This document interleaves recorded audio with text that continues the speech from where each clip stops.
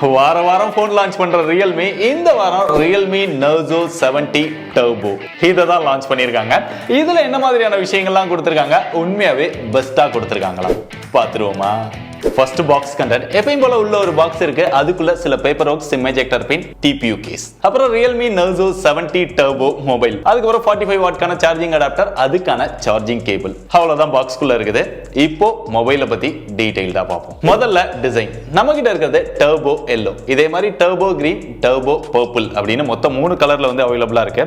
But இது எனக்கு டக்குன்னு பார்த்தோன்னே போட்டோஸ்ல எல்லாம் பார்க்கும்போது நல்லா இம்ப்ரெசிவா இருந்தது. பட் நேர்ல பார்க்கும்போது அந்த அளவுக்கு பிடிக்கல. ஃபுல்லாவே மேட் ஃபினிஷ் மாதிரி தான் கொடுத்திருக்காங்க. அந்த சென்டர்ல இருக்கிற கலர் வந்து கோல்டு மாதிரி கொடுத்திருக்காங்க. உத்து பார்த்தோம் அப்படின்னா லைட்டா அந்த க்ளோ ஆகுற மாதிரி அங்கங்க லைட்டா தெரியுது.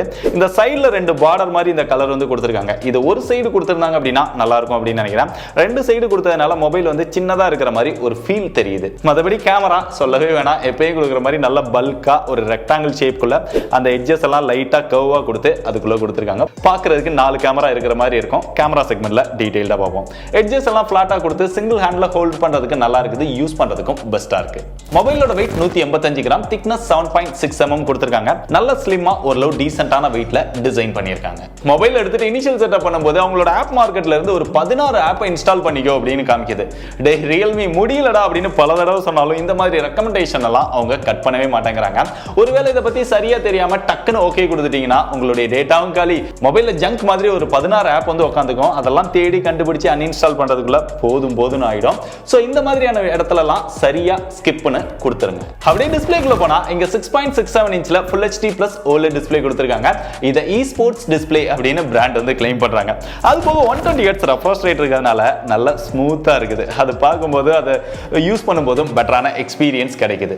இங்க டிஸ்ப்ளேயோட பெசல்ஸ் அப்படின்னு பார்த்தாலுமே இங்க 92.65% screen to body ratio achieve பண்ணிருக்காங்க. அதனால அந்த லெஃப்ட் ரைட் அந்த பெசல்ஸ் எல்லாமே ரொம்பவே கம்மியா தான் இருக்கு. அதை பார்த்தா நல்லாவே தெரியும். டாப்லமே கம்மியா தான் இருக்கு. சின் மட்டும் கொஞ்சம் இருக்கிற மாதிரி தெரியுது.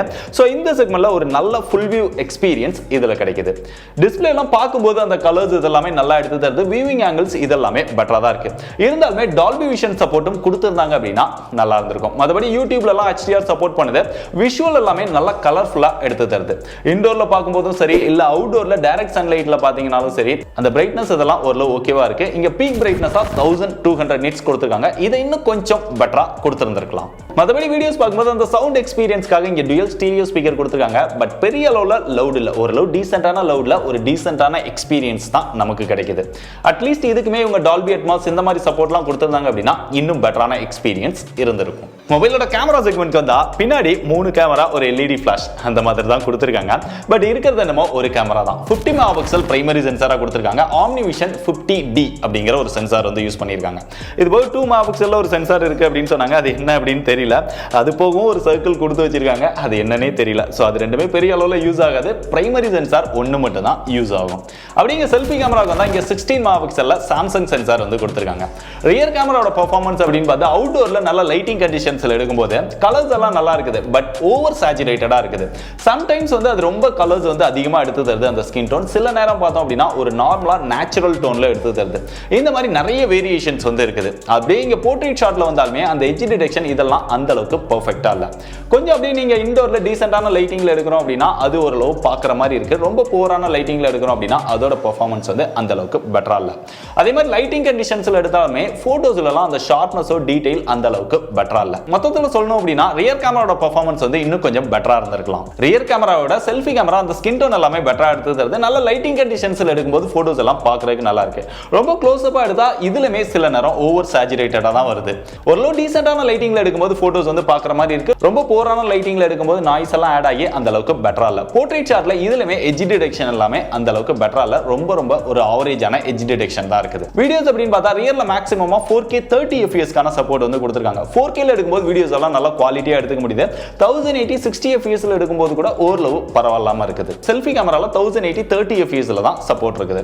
ஓவராலா சொல்லணும் அப்படின்னா கேமராவோட பெர்ஃபார்மன்ஸ் இன்னும் கொஞ்சம் பெட்டரா இருந்தா நல்லா இருந்திருக்கும். இந்த மொபைல்ல அவங்க அதிகமா ஹைலைட் பண்ணது இதோட பெர்ஃபார்மன்ஸ் தான். அதனால தான் நேம்லயே பாத்தீங்க அப்படின்னா டர்போ அப்படின்னு வச்சிருப்பாங்க. டர்போ அப்படின்னு எங்கெல்லாம் வச்சிருக்காங்களோ அதெல்லாம் கேமிங் மொபைல் அப்படின்னு நம்மளாம் நினைச்சுக்க வேண்டியதான். இதுல கொடுத்திருக்கிற ப்ராசஸர் MediaTek Dimensity 7300 அப்படிங்கிற ஒரு ப்ராசஸர். இவங்க எக்ஸ்ட்ராவா எனர்ஜி அப்படின்னு ஒன்று சேர்த்துக்கிறாங்க. சாஃப்ட்வேர்ல சில விஷயங்களை ஆப்டிமைஸ் பண்ணி பெட்டரான பெர்ஃபார்மன்ஸ் கொடுக்குறோம் அப்படின்னு சொல்றாங்க. இதோட ஆண்ட்ராய்டு ஸ்கோர் அப்படின்னு பார்த்தா 750K பிளஸ் வரும் அப்படின்னு சொன்னாங்க. பட் நம்ம செக் பண்ண போவோம் கிட்டத்தட்ட 740K அந்த அளவுக்கு வந்துருச்சு. ஓரளவு நியர்பை நம்ம வந்து ரீச் பண்ணிட்டோம் அப்படின்னு சொல்லலாம். அதுபோல் த்ரோட்டில் டெஸ்ட்லமே இதோட பெர்ஃபார்மன்ஸை 78% வரைக்கும் யூஸ் பண்ணுது. அந்த கிராஃப் பார்த்தோம் அப்படின்னா அங்கங்க லைட்டா அடி வாங்குது.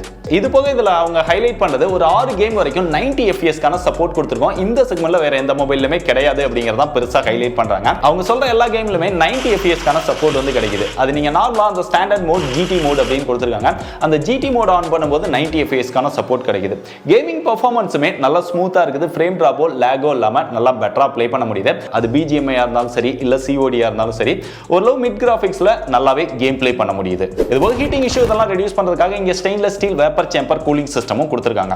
அது போக இப்ப மத்த பிராண்ட்ஸ் எல்லாமே கிளைம் பண்ற மாதிரி Realme இங்க லாக் ஃப்ரீ எக்ஸ்பீரியன்ஸ்க்கான TUV சர்டிபிகேஷன் வந்து வாங்கியிருக்காங்க. நம்ம நிறைய வீடியோல சொல்லியிருக்கோம் சர்டிபிகேஷன் எல்லாமே நம்பாதீங்க, மொபைலோட எக்ஸ்பீரியன்ஸ் எப்படி இருக்குங்கிறத மட்டும் பாருங்க அப்படின்னு. சோ அதை தான் இங்கே நான் மென்ஷன் பண்றேன். மற்றபடி இங்க பெட்டர் பெர்ஃபார்மன்ஸ்க்காக UFS 3.1 கான சப்போர்ட்டும் கொடுத்திருக்காங்க. பொதுவா இந்த செக்மெண்ட்ல நிறைய மொபைல்ஸ் வந்து UFS 2.2 சப்போர்ட்டோட கொடுத்திருக்காங்க.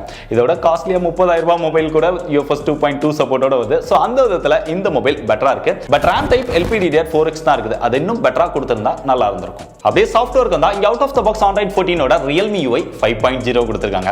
இதுபோல 2 OS அப்டேட் 3 வருஷத்துக்கான செக்யூரிட்டி பேட்ச் அப்டேட் அதையுமே கன்ஃபார்ம் பண்ணிருக்காங்க.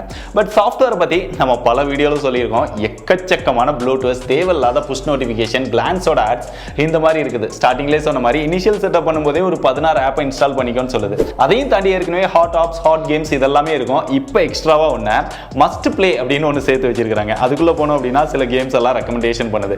எவ்வளோ கேம் தாண்டா ரெக்கமெண்ட் பண்ணுவீங்க? மொபைல் ஃபோன் வாங்கி நான் ஃபோன் பேசுறதுக்கு மற்ற விஷயங்கள் பண்றதுக்கு யூஸ் பண்ணனா இல்லை இவங்க ரெக்கமெண்ட் பண்ற ஒரு 50-60 கேமை நான் டெஸ்ட் பண்றதுக்காக வாங்கியிருக்கிறேன்னா இந்த தொல்லை தாங்கவே முடியல. அட்லீஸ்ட் இந்த தேவையில்லாத ரெக்கமெண்டேஷன்லாம் கொஞ்சம் Realme ரிமூவ் பண்ணாங்க அப்படின்னா நல்லா இருக்கும். மற்ற விஷயங்கள் அப்படின்னு பார்த்தா எப்பயும் போல secondary noise cancellation mic cover பண்ணிருக்காங்க. இந்த மொபைல்ல 3.5mm ஜாக் டாப்ல வருது. ஒரு சிலர் டாப்ல வர்றத ரொம்பவே விரும்புவாங்க. சிம் ஸ்லாட் அப்படின்னு பார்த்தாலுமே இங்க டுயல் சிம் மட்டும் தான் போட முடியும். SD கார்டுக்கான சப்போர்ட் கிடையாது. ரெண்டு சிம்மே 5G சப்போர்ட் பண்ணும். மற்றபடி finger print sensor, face unlock இதெல்லாம் பெர்ஃபெக்ட்டா இருக்கு. Wi-Fi 6 கொடுத்திருக்காங்க. ப்ளூடூத் வெர்ஷன் 5.4 கொடுத்திருக்காங்க. IP65 கான ரேட்டிங்கும் கொடுத்திருக்காங்க. ஒரு பேசிக்கான ஸ்பிளாஷ் ப்ரொடக்ஷன் தான். மழையில் நனைஞ்சாலும் லைட்டா தண்ணி பட்டாலும் பெருசா ப்ராப்ளம் கிடையாது. அப்படியே இதோட பேட்டரின்னு பார்த்தா வழக்கம் போல 5000 mAh கொடுத்திருக்காங்க. பட் ஃபாஸ்ட் சார்ஜிங் சப்போர்ட்டை கொஞ்சம் டவுன் கிரேட் பண்ணிருக்காங்க.